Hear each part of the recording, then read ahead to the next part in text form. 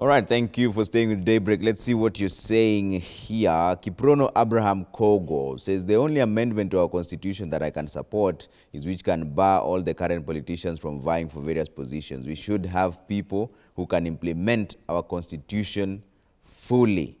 All right, let's see what else is saying here. There's a lot of it coming through. I'm just trying to sieve through. And Jenga Kungu Paul says, at the end of the day, what will majority count here isn't even the content of the BBI. I don't find anything bad in its content. We, as the Republic, have always come up with a very good and implementable documents, but we have an acute shortage of implementation goodwill.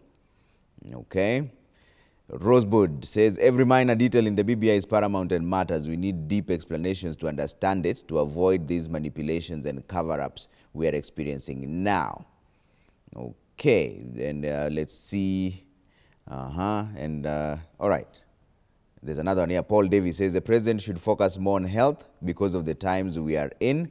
He should address the economy even more now that many people have lost their livelihoods because of the COVID situation, and of course some politicking on BBI. Let's bring in Honorable Caleb Kositany on this. He's joining us now on phone. Honorable Kositany, before you joined us, we were talking about the president's areas of priority and the BBI came up. What is your general view on this issue? How do we attain consensus? Because what are your thoughts? Morning, Trevor. How are you doing? Good, good. Yes, I think the president has a lot on his hands. And in my view, BBI should be the last thing that should come up because we are in a very serious state of the economy. We have Kenyans who have lost jobs, they have lost their livelihoods, their means of income. Our economy is not at its best. We expect the president to tell us exactly what our debt portfolio is and how we are going to service that debt. And even if he's going to mention BBI, we would like to generally, the general feeling in the country. You have seen the comments from the pastoralists, from members of parliament who are supporting the GMR, guaranteed minimum returns. The members of parliament who were selected to go to Naivasha, who are BBI compliant, also went and made demands on the CDF being included in the BBI draft. So there's a lot of demands and wishes of Kenyans that the Council of Governors, I've seen the MCAs have been refused to have them. I'm sure they may be having a virtual meeting so that they can also give their views. Yeah. So it has come out that a lot of Kenyans have issues and not the issues that were captured by the BBI team. So I think it is up to the president to actually open up for the country to people to give in their views. We are in no hurry. This can be done slowly or even at whatever speed they want it done. But the most important thing for me, for the president today, is the state of our economy. Yeah. How are we going to cushion those who have lost their livelihoods? And it's very serious, Trevor. Kenyans are really suffering. Yesterday, on Sunday, I was talking to somebody who was doing the business of milling maize and selling unga in the slums. He has closed his mill. That is how serious things are. People are no longer buying the basic unga. They're bringing it right from their farms up country. Yeah. So it's actually very serious. When you hear that the food sector is being affected because people are not buying food, then we're actually in a very serious state. So I think the president, in his wisdom, will cover all those issues. So you don't think the BBI addresses any of those issues you've raised? It does not. In fact, it makes them worse. It makes them worse because if we are talking about spending 14 billion to do a referendum that is going to create 5 jobs, why don't we use this 14 billion to cushion millions of Kenyans who have lost their means of livelihood? We have a vaccine which was being touted yesterday by our Minister for Health, very unfortunate, that has come up. We should be looking for ways of purchasing those vaccines to come and even vaccinate the elderly, those the most vulnerable to this disease, because it's the responsibility of every government to put the interests of the citizens first, not the interests of leaders. So if you think this document doesn't achieve any of those things, what sort of consensus are you looking for? Should it be thrown away altogether? No. It should not be thrown away because now it has woken up even the sleeping minds, people who really had never combed through the Constitution and seen their needs. Now everybody's awake. Everybody has come up with a proposal. Now is actually the real time to involve all Kenyans. Trevor, let us not forget the fact that, and my good friend Atienda Amolo will agree with this, that this BBI was never inclusive. And now is when the actual owners have woken up. The owners of BBI are Kenyans. The owners of the Constitution are Kenyans. As they say, he who wears the shoe knows where it pinches. So it is the Kenyans now who have spoken. So let us listen to them. Let us listen. Okay, even if you don't want to listen to me and William Ruto and maybe others, listen to the religious leaders, for heaven's sake. They have had their say. Listen to the Council of Governors. They had a meeting in Naivasha. They expected the president and Raila Odinga to attend, and none of them attended because of, I guess, I don't know what the reason. So we should all be listened to. It is possible, Trevor. It is very possible to have a consensus, and we will pass this BBI without having to go to a contested referendum. We can pass it by acclamation, and we save that 14 billion for other things that we have a document that will serve all Kenyans. All right. Honorable Tiende, he mentioned you directly on this.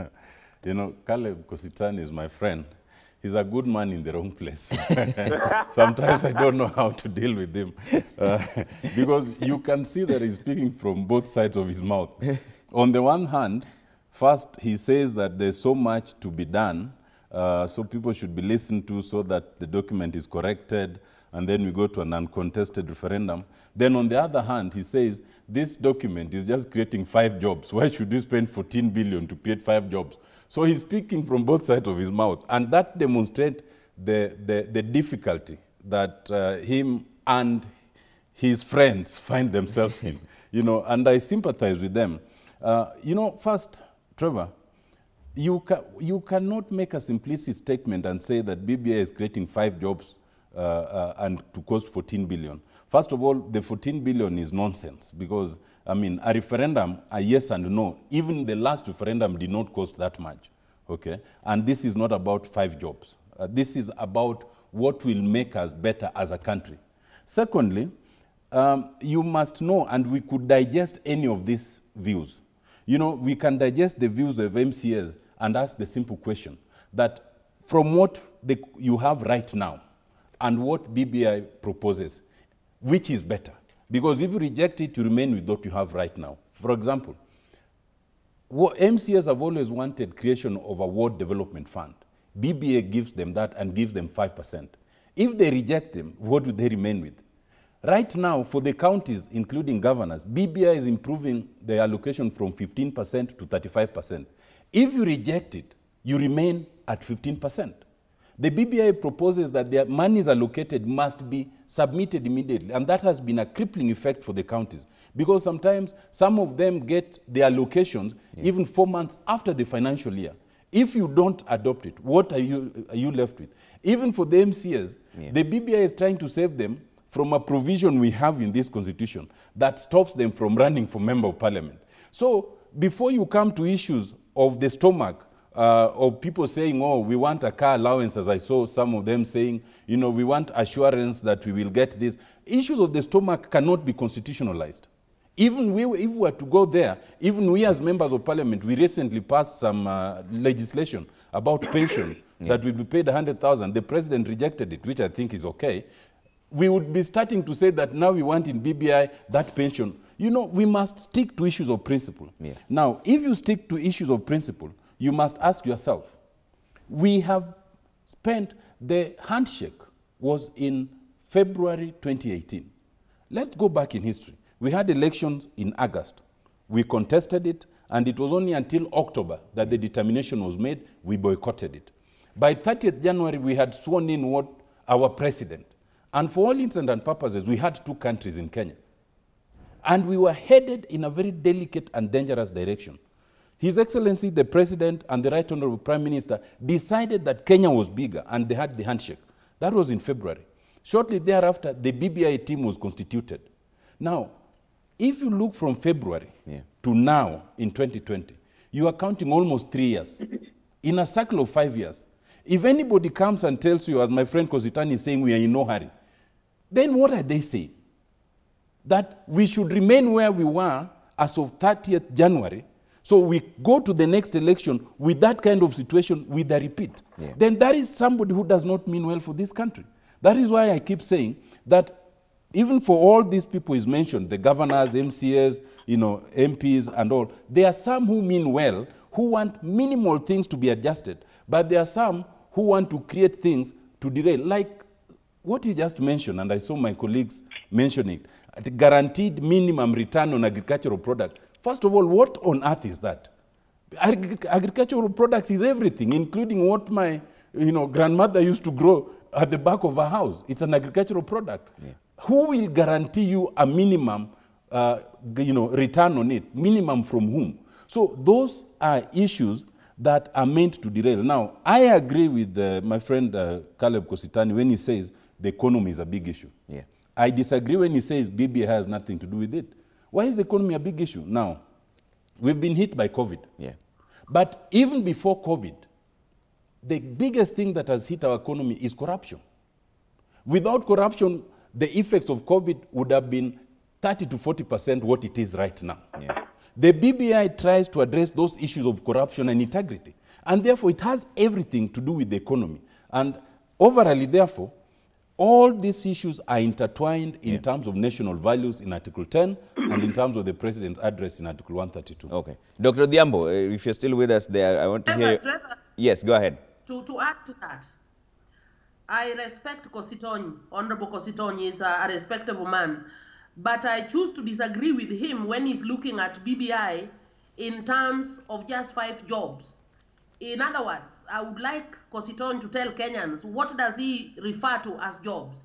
When the BBI report, I mentioned it earlier, for the proposed legislative proposals for amendments, there is that number 3, which is talking about micro and small enterprises, targeting all the youth of this nation, the women of this nation, persons with disability, the men and everybody else. Those are jobs. And it is high time we stopped insisting on that somebody in the office of the Prime Minister is the person who has a job.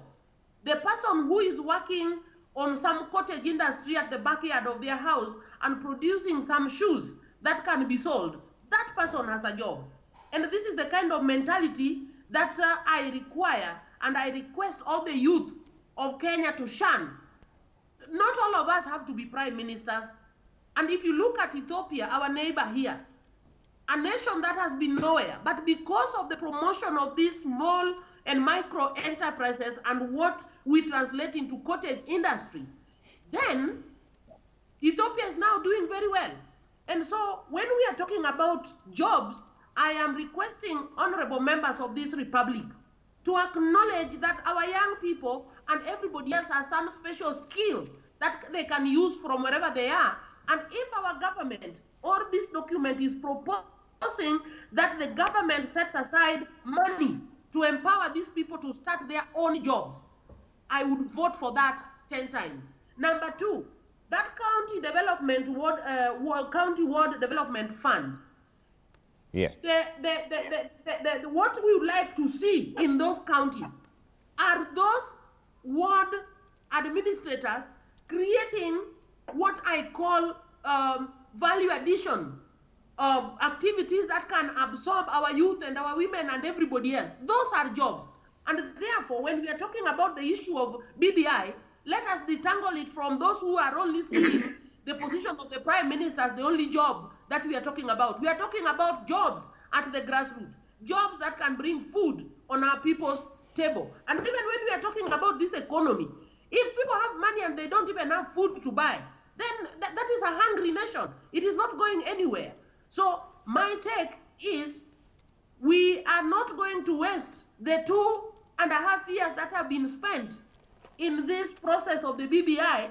That now, Honorable, is saying that is when people have woken up. Surely, people who can wake up after all this long time, so you want to halt the nation and those who can move just because you are still sleeping in denial. I think that is not right, and we need to support this document. And as we said earlier, Honorable Kositony, we are saying that this document may not be 100% right. Just like in 2010, the team led by William Ruto, our deputy president, actually said no to the current constitution. Okay. And why? because there were things that needed correction. Yeah. It is what we are attempting to correct now, and even next year there will be more things to correct. Yeah. And we keep correcting because we are human beings who want to become better each day. Okay. Honorable Kositany, is this an improvement to the current constitution, in your view? Well, Trevor, let me first say that we need to speak the truth, because this is a document that is out there in the open. It is for all Kenyans. Trevor, from where I sit, from the state of our economy, from our debt level, there is no way that this country can afford to give counties 35%. It is impossible. And I say that, and let me be proved wrong. It is not possible.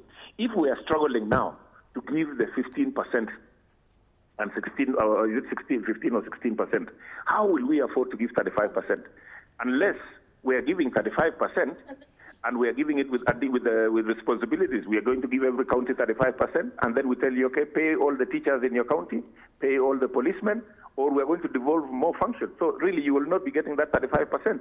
And that is why I once tweeted and I said the governors should smell the coffee. There is no 35%. It's just there in paper to hoodwink you to pass this this report. Secondly, when we talk about youth empowerment, I'm happy that the honorable member there has brought up the issue of youth empowerment, and I was happy to see Otiendo Omolo. He was busy at the constituency, and he was using a wheelbarrow to build some house for one of his constituents, which is good. We need to empower the youth from the level at which they are at, from their comfort zone. Empower them wherever they are, and this 14 billion, and my good friend Otiendo Omolo is a very well-schooled fellow, and he knows these things. He knows that if we are going to hold a referendum, we are about 19 million voters. The IEBC will not print 10 million voters' cards and say that ballot papers saying that we estimate 7 million people to vote. They have to print by law.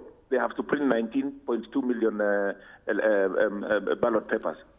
That is the cost, where the cost is. And they have to have, all the polling stations have to be operational. Otherwise, it will be challenged in court. Somebody will say, I went to my polling station and it wasn't open. So that is a null and void. So we need to wake up and tell Kenyans the truth. Let us not be so desperate to please the masters at the expense of telling each other the truth.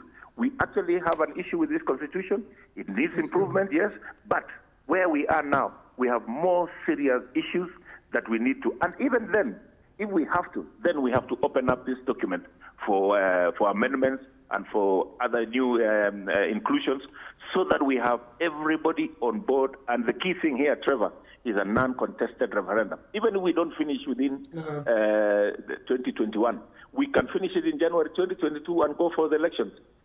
We have enough time to build consensus. We don't have the luxury to divide this nation on a yes or no vote. Honorable Tiende. I told you that Caleb Kositany is a good man, but he misleads. But he's confusing us.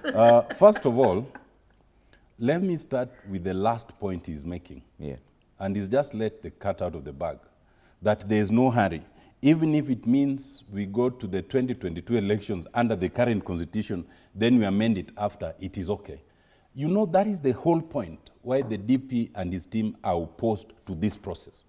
No, because no. They I believe, we can amend, they I believe we can amend it even because in the Honorable Kositany, let him finish. I'll give you a chance to respond. Because they believe that there's a certain setup which has worked to their advantage in the last 2 elections.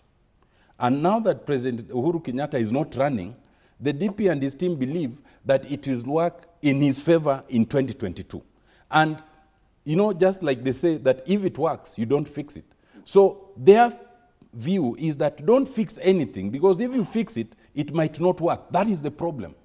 Now, let me explain why Caleb Kositany is wrong. And I agree with one of the callers who said that we need a more detailed explanation of the draft, because I've seen a lot of things running in social media, including by my friend Honorable Sholei, purporting to explain the contents, and yet it's direct misinformation.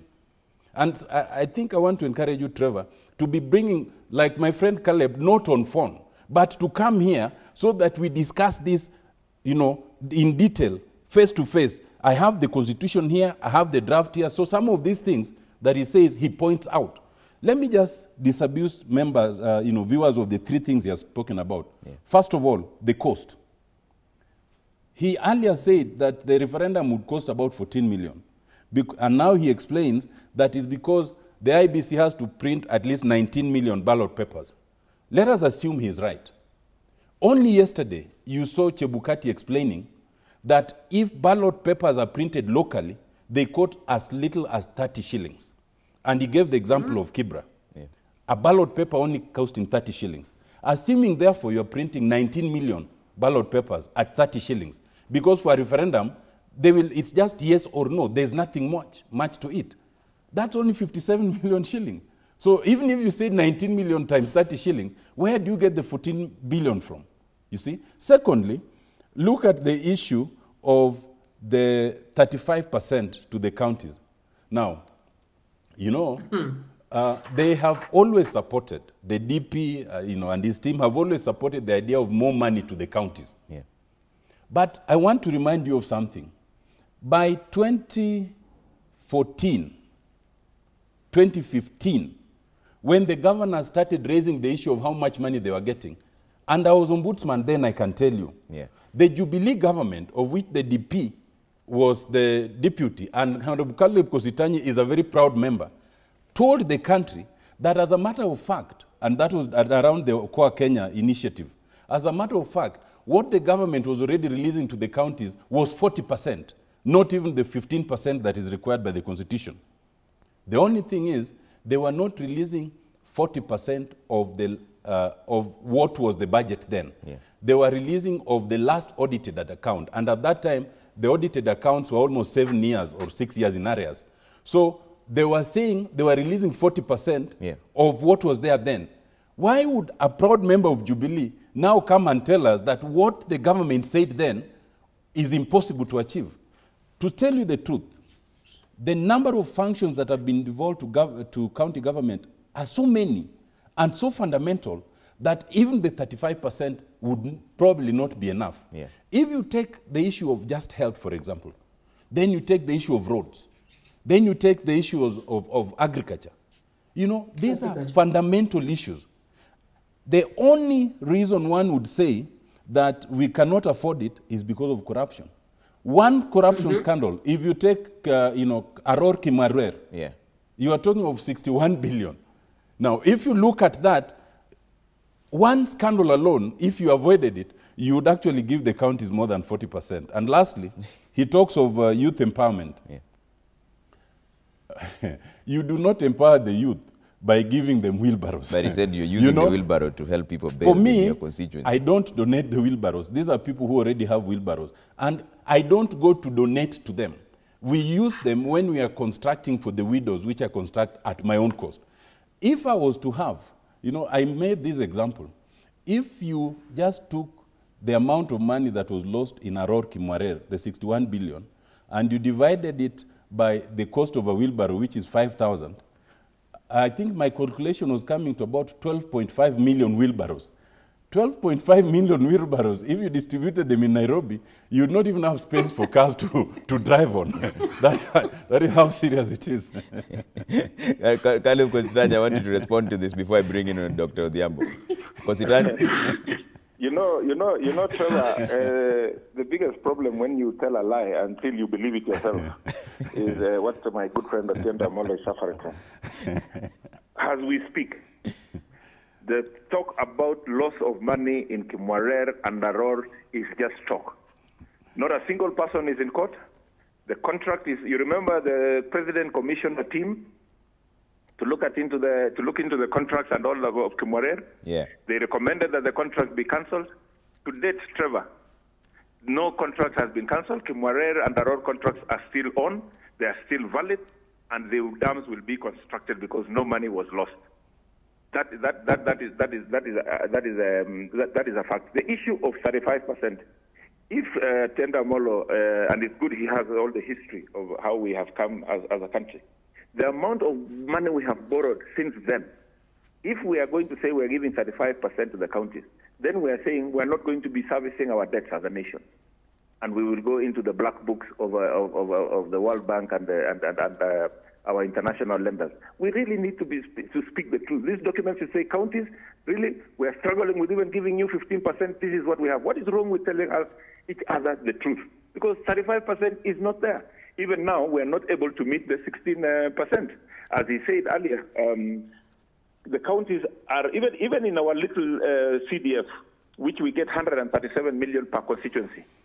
Trevor, we are now 5 months into this financial year, 5 or 4 months into this financial year. We have not received allocation for this financial year. They have not even finished disbursing allocations for the last financial year. So that is how tough things are. That's the economic situation we're in. It's actually very tough. So if we are not able to meet this 137 million we are giving per constituency, how are we going to meet the billions? When you calculate 35%, it's going to be over 500 billion that needs to go to the counties every year. That is actually not possible. So the issue with BBI, it is a good document. It's a good framework for us now to prepare a better document. That is where we should be. And I don't know why. I don't know why my good friend Kenda Molo is scared of a consensus. I personally, I am of a divisive referendum, because I know what division takes us through, and I know the state of the economy of our people now. People are desperate. There will be money moving around and all. It's not right for us to divide the country at this moment. Let us think about Kenya. Let us not be in a hurry, because this constitution, we are moving on. We are moving on. There is no crisis at all. There is no crisis. If anything, the talk of the change constitution has now created a crisis. But we don't have a crisis. We can improve on the issues we have. And let me just finalize by saying, Trevor, also, we need to uphold the independence of the judiciary. That is a point where we will not compromise. We also need to actually uphold the independence of the police, our police force. Look at what is happening in the U.S. now. President Trump has refused to concede defeat. But he cannot order the police to arrest Biden. I'm sure if Biden was an opposition, was in Africa by now, we've seen what was happening in Tanzania, we've seen what was happening in Uganda. So we really need to build strong institutions so that it really doesn't matter who is president. What matters is we have strong institutions that are independent, and we move on as a country. All right. Dr. Odhiambo? Hey, Trevor, listening to my friend is very interesting. Actually, I've been laughing here. Honorable Kositony, with all the due respect, there is nothing that is dividing this nation in this BBI report. In any case, the BBI report, the whole of it, is inviting Kenyans to unity, to a dialogue, to a talk. And there's been a period of over 2 years when Kenyans have been told to come and air their views. These people even went out into the counties. So when you are telling us that some section of the nation just decides that they are feeling excluded, there is very little that can be done. It is a matter of you changing your attitude and your team and come on and join the rest of the Kenyans. I've not seen the team that has been listening to Kenyans abusing anybody. The president has not abused anyone. He has been calling Kenyans to come and say what they want, and the Kenyans came. So you can't tell us that these few clique of people who are stubbornly refusing to bring in their views and are wanting to be treated as very special are the only Kenyans that people need to listen to. Remember, we are talking of over 40 million people in this country. Having said that, Trevor, my issue with all this that Honorable Kositony is saying, Kenya is lacking money and resources because we are more of a consuming nation and we have decided to reject production. And that's why I'm insisting. BBI report should be adopted as soon as yesterday so that we can see our government, our president, lead the youth back to production. When we are talking of those small businesses, small agricultural activities, we are talking about production. There is no day our economy will do well when we are not producing and only consuming. In fact, talking of the debts, I wish we could even stop borrowing from anyone so that, like China many years ago, we would starve in this nation as we struggle to produce our own things and consume them.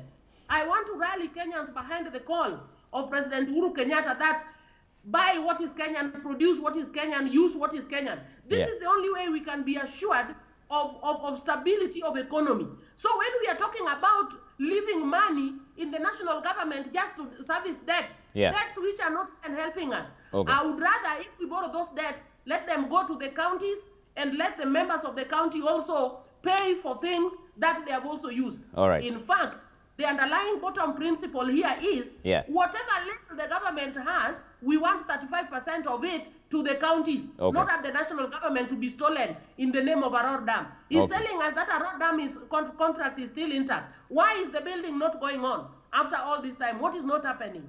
Let us stop lying and covering evil in the name of defending a section of the people that are not serious to see how some of these evils are really caused a lot of pain to the common mwananchi and me and you and everybody else. Why would we lack the money and some of it is lying somewhere and not being used? All right. Before I bring in Honorable Tiendo on this, let me bring in Kositany one more time. Did you give your recommendations early enough, Honorable Kositany? No, I never gave my I never gave my recommendations. Why not? To the BBI. You know, Trevor, the way this BBI was formed and all, it was about exclusion, not inclusion. So we were, and all along, the BBI has been a private members club affair, whereby it was invite only. They came to Singishu County, and they came with a list of members who have chosen to go and give their views.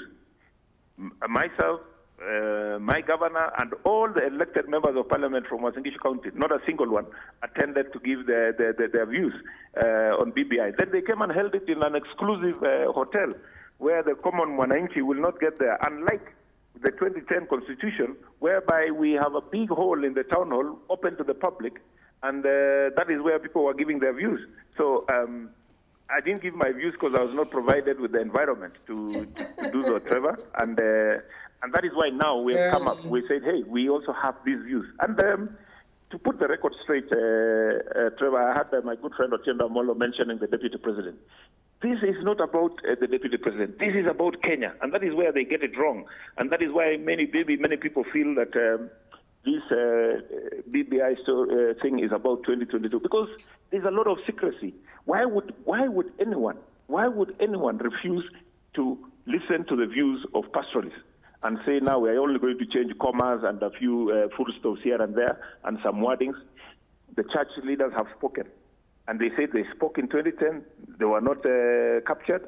Their views were not captured. They gave their views again to the BBI team. Their views were not captured. So thank God even that I didn't give my views, Trevor, because I would be in the league of the views were not captured. At least I'm on the side that did not give their views and has now gotten an opportunity to exactly say what is there. And I want to say this, Trevor, from where I sit. That BBI report has been a waste of resources. If anything, people should be surcharged to pay back the money, because they sat for 2 years and brought a document that was not inclusive, brought a document that has given us, that has divided us more in terms of our thoughts than united us in rallied us behind BBI. Because if it was about Kenya, we have been told, and the records are there, not at any single sitting in the 47 counties that the BBI task force team visited, did anybody say, we want the position of Prime Minister and we want an expanded executive? We have been told that not a single recommendation came that we want an increased or an enlarged parliament.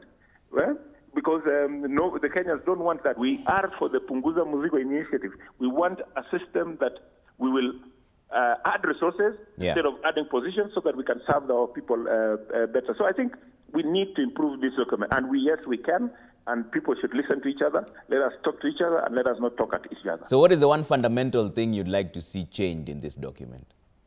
What I want to see changed in this document, Trevor, one, let us enhance, and I had Otienda Molo saying what is GMR, guaranteed minimum return, guarantees a farmer, tea farmer, coffee farmer, maize farmer, dairy farmer, that if the market drops, then the government will cushion their cost, at least to the cost of production. so that the farmer does not go at any loss if the prices of, let me speak as a maize farmer, if the prices of maize drop like they are now. A bag of maize, last year we sold a bag of maize at 3,500, very good price. This year, it is at 1,800. That does not even meet the cost of production, meaning for me to go back to the farm, I will have to go into my savings, or I'll have to borrow some more money in order to be able to grow maize this coming season. That should not be happening. Same to coffee, same to tea, same to all crops should be covered so that our farmers are able to continuously work hard. Okay. And you know, Trevor, having the GMR fund is not the guarantee. It's not that you will use it. Okay. Only if the markets are destabilized. All right. If the market is okay, then that fund remains and can be used for other things brought into Parliament for a supplementary budget. We say this year all was well, this 5%, use it for other things, and we move on. Because 80% of Kenyans depend on farming. So once we do that, we will have empowered every single individual. We will have thought of every single Kenyan, wherever they are, in whatever little they are doing. We will have brought them up. To be able to run their businesses without being scared of the losses they make. All right. You know, Trevor, that's so much. I don't know where to start, but I'll do my best. Let us start with the question of why my friend Caleb Kositani did not give his views. It is not true, first, that the BBI team was exclusive. You heard the president say, in the presence of the deputy president, that he even consulted the deputy president on who to include in the team. And the deputy president was busy nodding in agreement. He has never contradicted him. So where does Caleb Kositani get the idea that this was not consultative? Who else was to be consulted? Secondly, and you know that Major Seif, for example, by his own admission, you know, was one of those that was proposed by the deputy president. Secondly, this process had 6 different stages. There was the stakeholder validation forum. These were being conducted in Nairobi, at KICC, at LICO Regency, at the BBI offices. What prevented Caleb from submitting or going for those consultations? The regional delegates meeting was the second, regional public meetings was the third, the written submissions, and you were allowed to do written submissions without appearing, was the fourth, the expert engagement, desktop review. So the opportunity was there. The truth is, and Caleb is one of them, I can challenge him, and as much as I can challenge my other colleague, Aaron Cheruiyot, because we were with him on NTV, when they were saying they will not even allow the BBI team to step into Uasin Gishu. And now they are saying it was at an exclusive club. You know, I told you that if you get people who want to derail a process, they will use any excuse. The second thing is this. It is important to understand that the BBI team was building on what had been done earlier. They were not seeking to destroy. They were seeking to build, focusing on the 9 points. When you look at the executive structure, for example, that Caleb and his team keeps talking of creating jobs for 5 people, since Bomas to the WACO draft, to the committee of experts, the idea of an expanded executive was always there. This is not new. So for 20 years, Kenyans consistently said, we want a president and deputy, we want a prime minister and 2 deputies. This is not a creation of the BBI. This is building on it. Now, the second point that Caleb makes is borrowing. And he says that he's faulting the BBI for that. First of all, there is nowhere that this document encourages more borrowing. So if you are opposed to the document on that account, then what you're opposing is separate. In fact, what the document proposes is better fiscal management policies. That will help us. But in any event, if borrowing was the issue, then Caleb does not need to look to BBI, even under the current constitution, and that is not touched. Borrowing by national government is to be regulated through parliament. It is we who regulate borrowing by national government. And in fact, it is us who every year must get a report on the total outstanding debts. So don't fault BBI for that, Caleb. Come, we work on this in Parliament. Thirdly, the question of independence of the judiciary. And I need to explain this. Because Caleb and his guys keep saying that, oh, because there's going to be a judiciary ombudsman, that is reduction of the independence of the judiciary, I can tell you that it is not. When I was the first ombudsman of this country, I myself proposed to the then Chief Justice to create administratively the office of a judiciary ombudsman, and it was created. Because I realized that there are so many complaints generally, but specifically for the judiciary, there are also many complaints, but some of them touch on judges. Now, as the Ombudsman of the Republic, when then you ask a judge to explain, most of them hide under the banner of the judiciary independence. When you are just even asking something as simple as, how come there are two judgments that you wrote? One granting the order, the other one denying the order. Then they say, no, we are independent. So we agreed with the Chief Justice that it's important to create an office within that will ask those questions. As formulated here, this office does not reduce the independence of the judiciary. Merely by proposing that the president will propose, then parliament, vets and approves. That's how most offices are created. Even the Chief Justice is appointed through parliament. And the document proposes that the judiciary ombudsman will make his or her recommendations to the Judicial Service Commission. The chair of the Judicial Service Commission is the Chief Justice. So the judiciary ombudsman is actually made subservient to the Chief Justice. So in fact, what they are saying is the contrary. If I was to be asked, I would actually suggest that you have a judiciary ombudsman who does not answer to the Chief Justice, who is independent. But right now, the proposal is that they answer to the Chief Justice. So it actually still maintains the judicial independence. Thirdly, about the police, I think I should not say too much about this. Caleb Kositany and his guys should be the last people to complain. I think we all know what happened when the government had proposed the Security Laws Amendments Act, and the ODM team and all were opposed to it. And you know what happened, and they made sure it passed in the National Assembly. So the last person who should complain about independence in this manner is Caleb, and certainly not with somebody like me. Lastly, when you talk of issues of Aror and Kimwarer, then Caleb says, oh, no money was lost, the contract has not been cancelled. First, the DP is on record as saying only 7 billion was lost. Then that amount mutated to 21 billion, and it's alleged it could be as much as 61 billion. But the important thing is this. The very company that was contracted, which is the very company where investigation shows that part of the money that were paid, they bought towels and blankets and brought back to this country. And how those towels and blankets will assist in construction of that dam, no one knows. The important thing is that this money was allocated before even the designs were made. And certainly that money is lost because the company already declared bankruptcy. How do you get your money back from a company that is declared bankruptcy?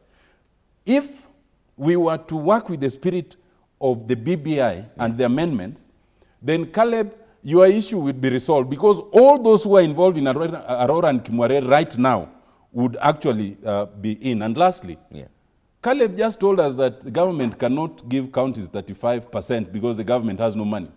But now he's saying we should have a fund where every farmer is cushioned and paid by government if the crops fail.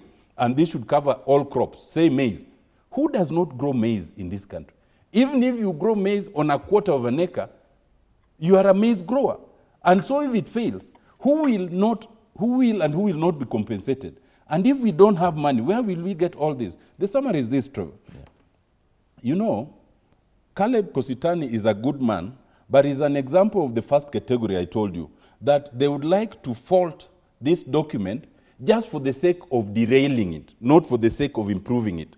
Because if the only example he can give you is what he's calling the minimum returns on crops, first of all, if you start classifying crops in this country, there are over 2,000 crops. And virtually everyone, I think 95% of Kenyans, grow one or another type of crop. If every time the rains fail, the government is to compensate you, there will not be a single shilling for any governmental function. And that's an example of derailing, not building the process. Honorable Kositany, I'll give you a chance to respond. I think, Trevor, I agree with Atienda Molo. We need that time in the studio with him so that we can argue these issues face to face. Thursday. But what I would like to say is that you can see from the points I am raising, they are attracting the attention of Atienda Molo. and he's actually giving views which would help, and that is the discussion that we need to have as Kenyans. But one thing that Otiende Amollo is avoiding is the issue of consensus.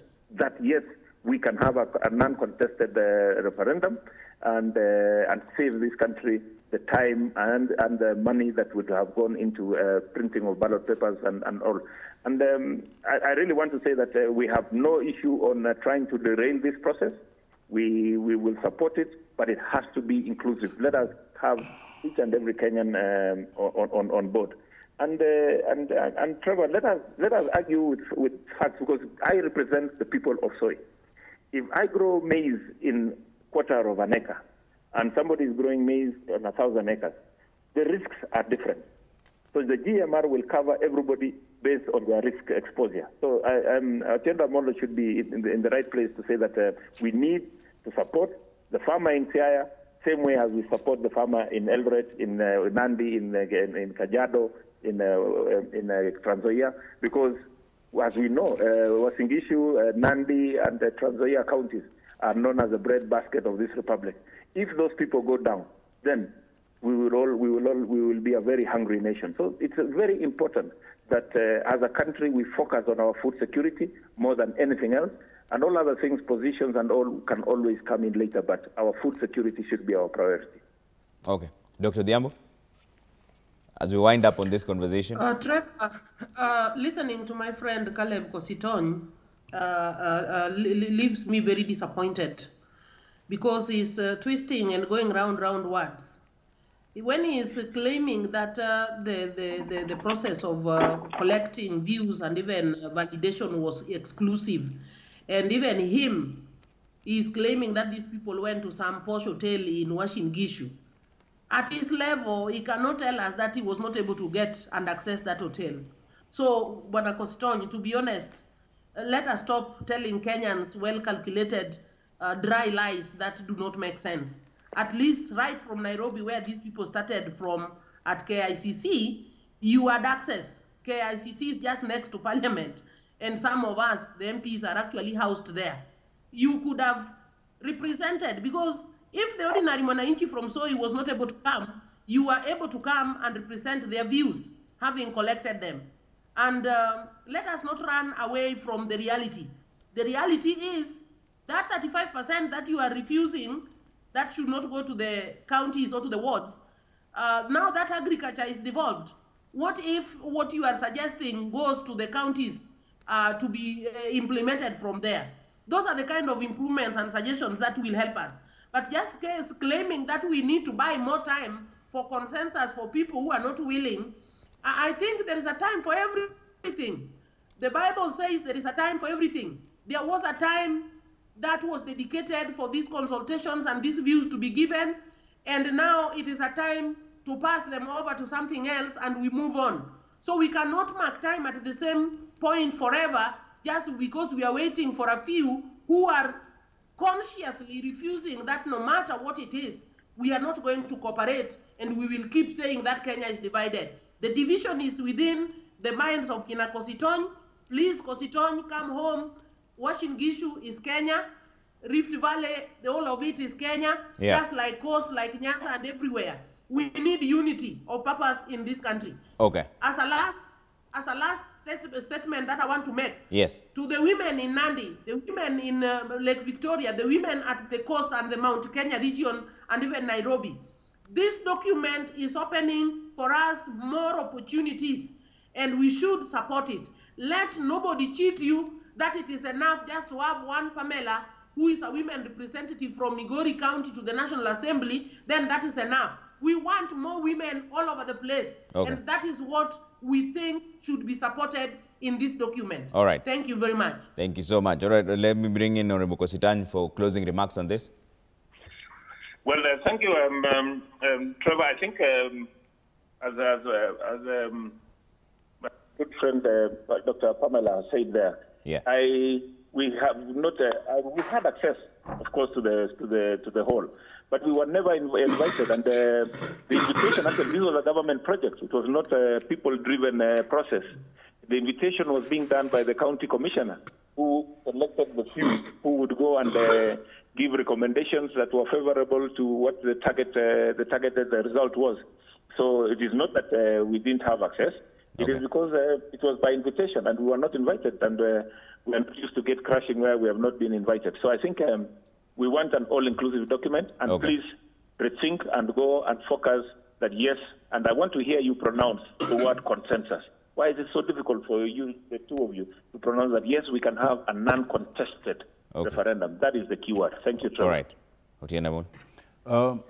First, you know, I am happy to accept Caleb's invitation to come so that we attend and discuss these things. Okay. You know, sometimes there are so many things to discuss that it's even good to take them one by one. Okay. I'm quite happy with that. Secondly, while consensus is necessary, it is not mandatory.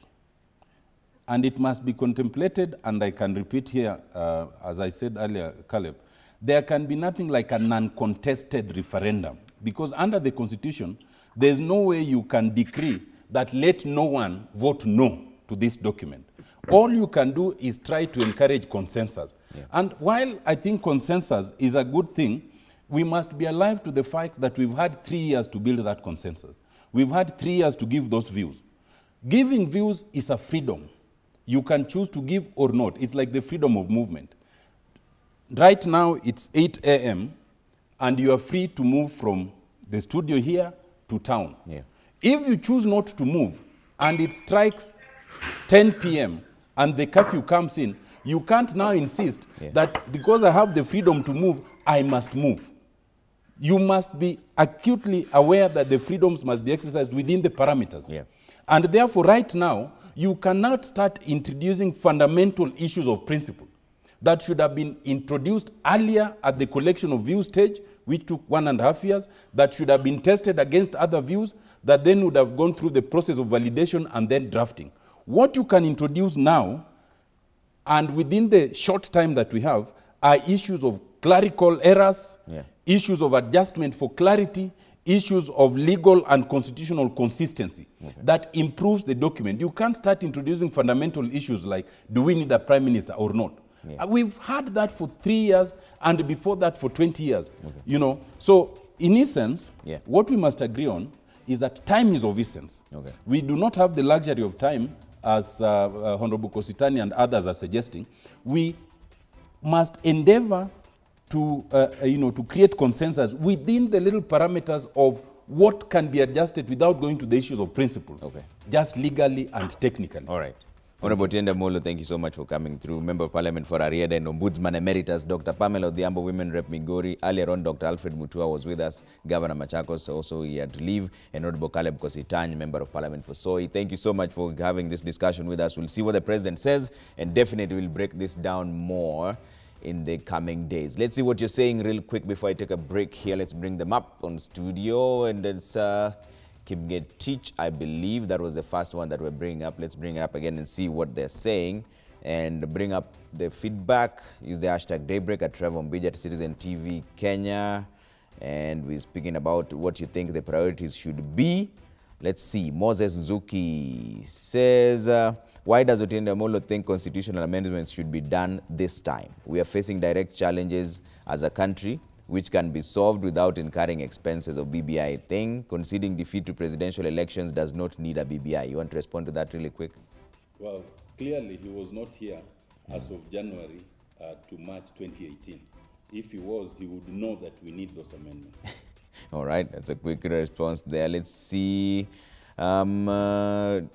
Andrew J. Franklin says, government of Kenya must immediately suspend VAT, excise duties, levies and duties on all goods and services, thereby producing instant price cuts across the entire economy and benefiting all the consumers. Government can make such suspension retroactive to 1st of July 2020 and maintain it through to the 30th/06/2021. All right, let's see what you're saying also online. It's Kipngetich says this BBI report is bringing more confusion than we thought before. A lot of money has been used to document the report, but we still have errors.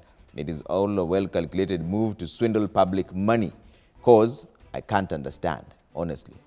All right, Sawe says, I'm in Eldoret and we were given a chance to give our views as farmers and everyone was invited, but they decided not to attend at the Eldoret town. All leaders were invited.